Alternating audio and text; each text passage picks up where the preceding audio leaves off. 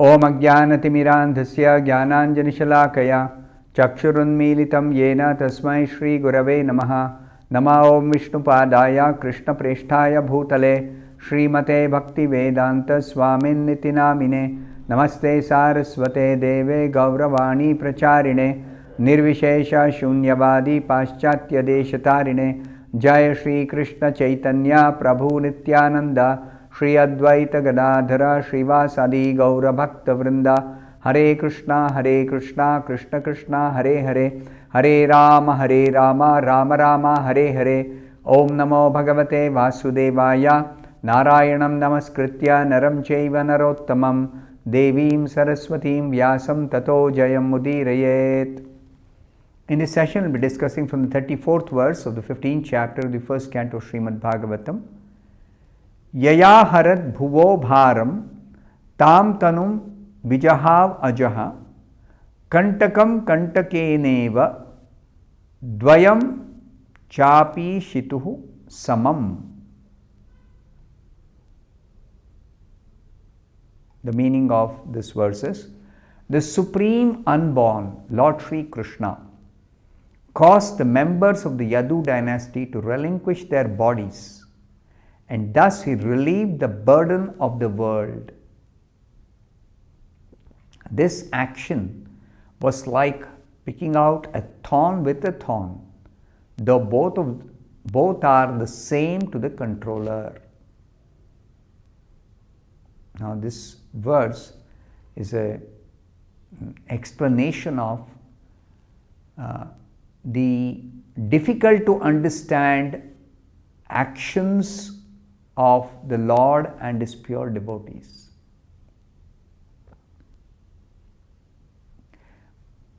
Many places it is said all the Lord's activities or the pure devotees' activities in this world are completely transcendental.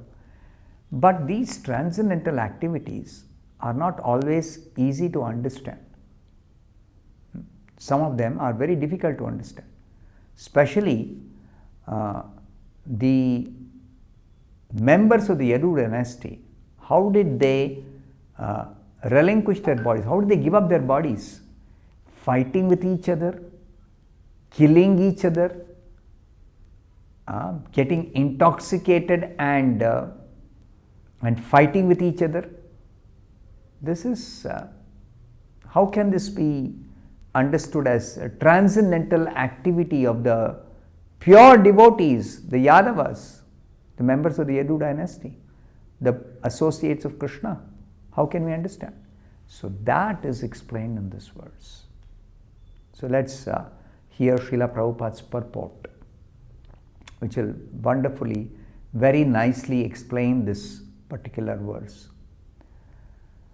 In the purport, Srila Prabhupada says, Srila Vishwanath Chakravarti Thakur, who is one of the previous acharyas, he suggests that the rishis like Shaunaka and others who were hearing Srimad Bhagavatam from Suta Goswami at Naimisharanya were not happy to hear about the Yadus dying in the madness of intoxication.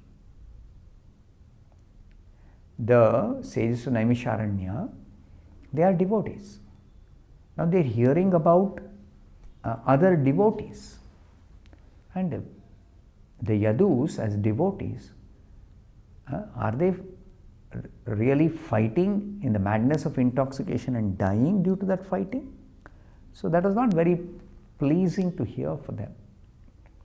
So here Srila Vishwanath Chakravarti Thakur explains that to give them relief from this mental agony, Suta Goswami assured them that the Lord caused the members of the Yadu dynasty to relinquish their bodies, by which they had to take away the burden of the world.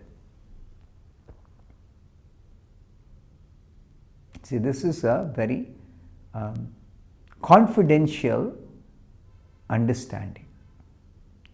The Yadu dynasty members had appeared in this world in order to assist the Lord in His Leela of reducing the burden of this world, which is overburdened by asuras, by demons. And to reduce that burden of the earth planet, the Lord came along with his associates, the members of the Yadu dynasty. Now, after the Lord had annihilated these demons, the Yadu dynasty itself remained in this material world, and they could not be annihilated by anyone else. And after their work was over, after their role was completed of assisting the Lord in this material world to reduce the burden of the world, then they are no longer required here. So, for them to return to their original position in the spiritual world, the Lord made this arrangement that they kill each other, simply to give up their material bodies. That's all.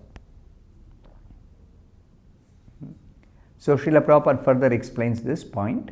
The Lord and his eternal associates appeared on earth to help the administrative demigods in eradicating the burden of the world. He therefore called for some of the confidential demigods to appear in the Yadu family and serve him in his great mission.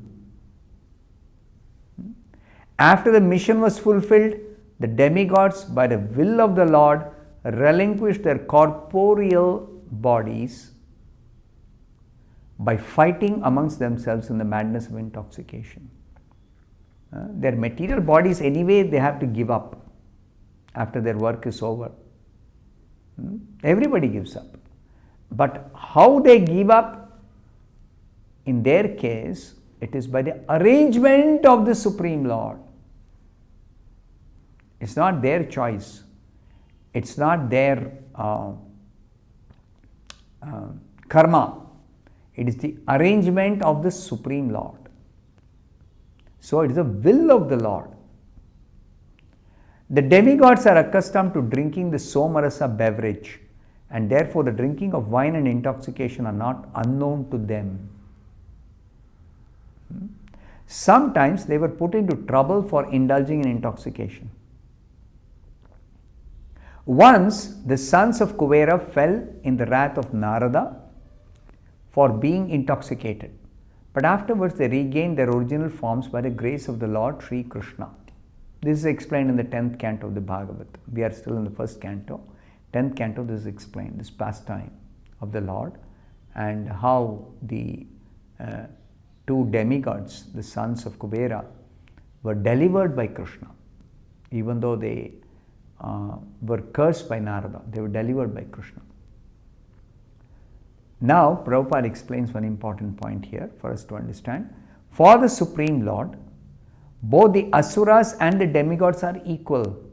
Why? Both of them are his part and parcels. All living beings in the entire creation are part and parcel of the Lord. Mamaivamsho jiva loke jiva bhuta sanatanaha. Mama amsha, they are my part. In the 4th chapter, Krishna also says,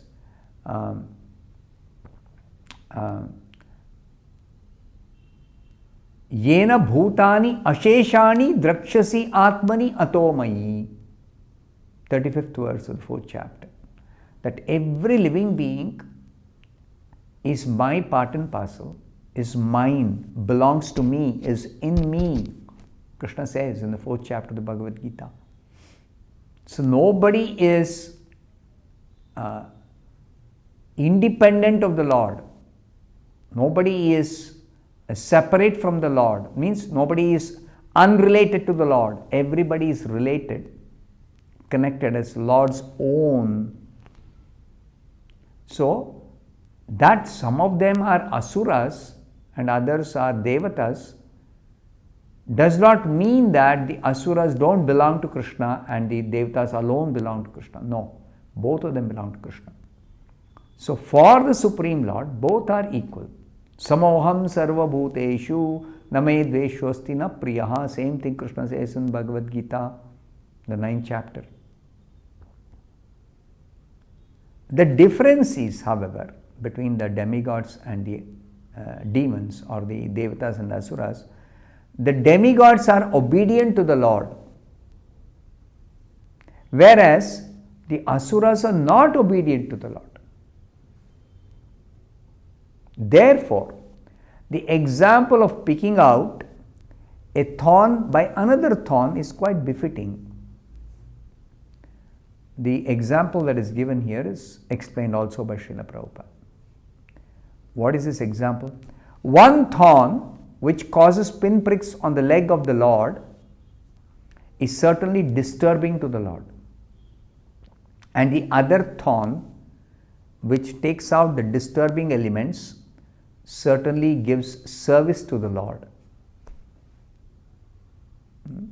To understand this, it's very common thing in agricultural fields when somebody is walking barefoot, and let us say because they are walking barefoot, a thorn pricks the leg, the bottom of the foot, the sole of the foot. Then to remove that thorn sometimes may not be possible just by pulling it out, because it has gone little deep inside. So then the person, to remove that thorn, takes another thorn and uses that second thorn to actually clear the skin in the area where the thorn is pricked, and thereby making it easy to pull out the thorn with the second thorn, the first thorn. So this may not be very much an experience of the city people who never have to walk barefoot, who never have experience of a thorn pricking their leg. But this is the most appropriate example in this instance.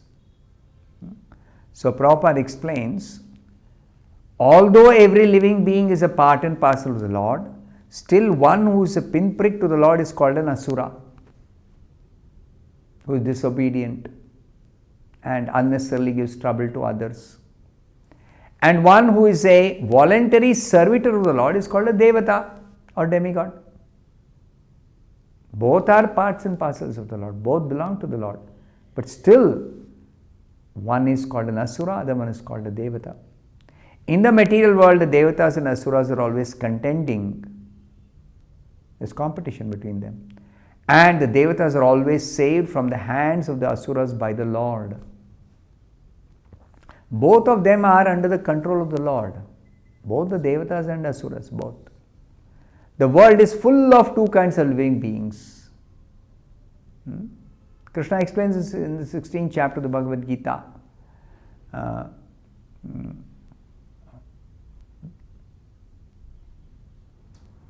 Dvau bhuta sargau lokesmin daiva asura evacha. So there are two kinds of created beings, the Devatas and Asuras. The Lord's mission is always to protect the Devatas and destroy the Asuras whenever there is such a need in the world, and to do good to both of them. The Lord does good to both of them, because whether he kills the Asuras or protects the Devatas, both are delivered by the Lord. The contact with the Lord is assured, guaranteed liberation for whoever comes in contact, whichever way. So Lord does good to both. He is not partial to the Devatas. So I'll stop here. Thank you very much. Hare Krishna.